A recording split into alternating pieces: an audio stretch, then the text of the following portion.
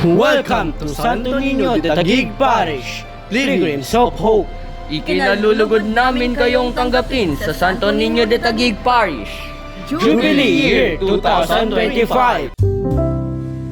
1964, 18 pamilya mula sa Signal Service Corps ang inilipat sa Signal Village at nagsimula ang pananampalatayang Katoliko sa komunidad. 1970, sinimula ng pagtatayo ng kapilya sa Zone 2 sa pamamagitan ng mga donasyon at pangangalap ng pondo. Noong 1972, inuukit ang imahe ng Santo Niño sa kapilya at nagsimula ng lingguhang misa. 1974, natapos ang bubong ng kapilya at nagbigay ng isa pang lote ang barangay para sa simbahan ng mga protestante. Noong 1975, natapos ang pader ng kapilya at formal nang sinimulan ang regular na lingguhang misa. Noong 1979 naman ay itinalaga si Reverendo Father Moises Bustillo bilang unang permanenteng kapilyan at nabuo ang unang konseho ng kapilya.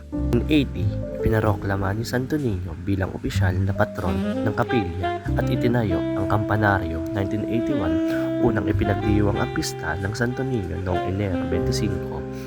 Ngunit kalaunan ay inilapit sa pinakamalapit na linggo upang mahikayat ang mas maraming deboto. Noong 1986, nawala sa horidaksyon ng Fort Bonifacio ang kapamilya matapos ang demilitarasyon ng Signal Village at noong 1987 sa bisa ng atas ni Jaime Cardinal Sino Porman na itinatag ng Santo Niño Parish at si Rev. Father Wilfredo Juntis ang naging unang kura paroko. 1988, nabuo ang Santo Niño Formation Center at nahalala ang isang opisyal na pastoral council upang mga siwa sa parokya. 1989, itinatag ang Santo Niño Catholic School at ang parish-based labor organization o Pablo at nagsimulang dumating ang mga panauhing pari upang tumulong sa lumalawak na parokya. Taong 1990, ang Parish Renewal Experience or PREX ay ginawa at sinimulan ang kauna-unahang yugto ng Basic Ecclesial Community or BEC Formation Team na pinangunahan ni Brother Rene Balisoro sa Pilot Area Zone 6. Taong 1991, ang parokya ay inilipat sa Sampaloc Street, Zone 1 at ang lumang simbahan ay naging kapilya na San Lorenzo Ruiz. 1993, ang mga misyonaryo ng Servias de San Jose ay ipinakilala ang 7 yugto ng Biblia at ang kapilya ng Our Lady of Lourdes sa GTQ ay itinatag. 1994, ang ikatlong yugto ng BEC ay itinatag. 1995, ang parokya ng Santo Niño ay naging sentro para sa Youth Catechal Retreat bilang paghahanda para sa World Youth Day. 1996, itinaguyod ang bagong simbahan ng Santo Niño. Nagsimulang itinutok ng parokya ang BEC bilang modelo. 1998, ang programang damayan ng BEC ay muling inayos. Taong 1999, ang unang parish assembly ay ginanap sa San Carlos Seminary. Taong 2000, sa pangunguna ni Reverend Father Gitana, naitatag ang Formation, Worship at Youth Ministries at binuo ang unang taunang programa ng parokya.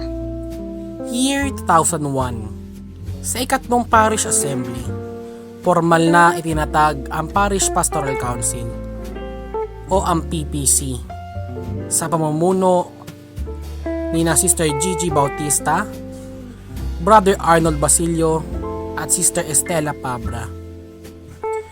Year 2002, pinalawak ang paglilingkod sa parokya sa pamamagitan ng pagbuo ng Service Ministry, PPCRB at Jail Apostolic, pati na rin ang muling pag-aayos ng parish choirs.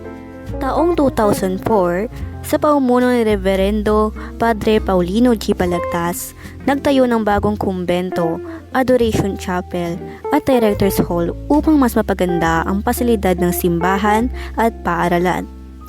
taong 2005 hanggang 2009 sa ilalim ni na Reverendo Padre Salvador Badiun at Reverendo Padre Paulino G. Balagtas, isinagawa ang mga pagbabago tulad ng pagpapalawak ng columbarium at pagsasaayos ng simbahan. 2010 hanggang 2015, pinanganan ni Reverend Father Paulino G. Balagtas ang pagpapataas ng simbahan upang maiwasan ang pagbaha at ang pagpapaayos ng kisame para sa mas maliwalas na pagsamba.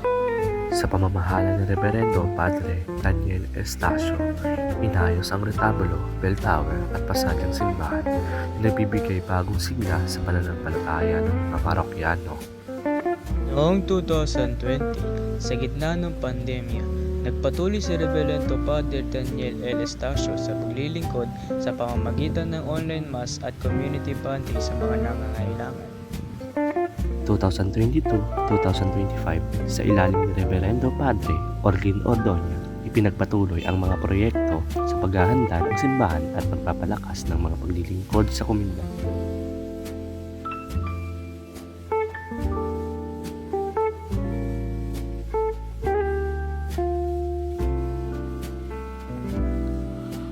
Si Reverendo Padre Moises Bustillo ay nagsilbing permanenteng chaplain sa pagtatayo ng Economical Chapel sa Zone 2 na pinamalaan ni Engineer Lord at Engineer Manrion.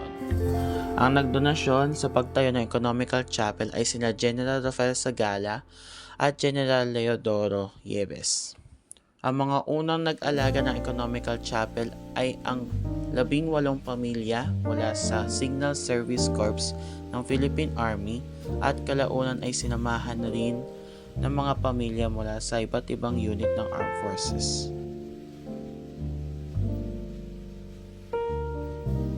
Sinabi ni Reverendo si Wilfredo Jundiz, ang unang kura paroko ay iniluklok ni Jaime Cardinal Sin.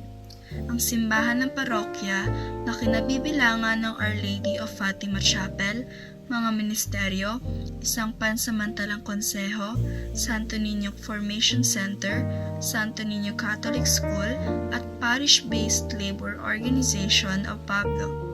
Nagsimula ang 7 steps process ng Bible sharing, ipinakilala ang ikatlong antas ng BEC, at itinatag ang Vicariate of Santo Niño.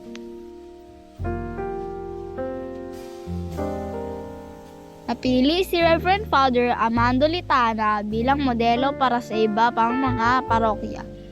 At inilantad ng Damayan Cooperative Scandal ang pagkakabahabahagi sa mga manggagawa. Ang BEC program ay muling inayos at ang Parish Vision Mission Statement ay binago. Formal na inorganisa ang Parish Pastoral Council at idinagdag ang mga karagdagang tungkulin. Sa pamumuno ni Reverend Father Salvador Badiun at Father Paulino G. Balagtas, nagkaroon ng magpagbabago tulad ng pagpapalawak ng columbarium at pagsasaayos ng simbahan. Pinangunahan ni Reverend Father Paulino G. Balagtas ang pagtatayo ng bagong kumbento, Adoration Chapel at Director's Hall para mapahusay ang mga pasilidad ng simbahan at paaralan, maiwasan ang pagbaha at mapabuti ang pagsamba. Sa ilalim ng pamamahala ni Reverendo Daniel Estacio, inayos ang retablo, bell tower at pasadang simbahan na nagbibigay bagong sigla sa pananampalataya ng mga parokyano. Sa gitna ng pandemya, si Father Daniel Estacio, para sa paglilingkod sa pamamagitan ng online mass at community pantry para sa mga nangangailangan. Sa pamumuno ni Reverendo Padre Orlin Ordoña, ipinagpatuloy ang mga proyekto upang pagandahin ang simbahan at palakasin ang paglilingkod sa komunidad.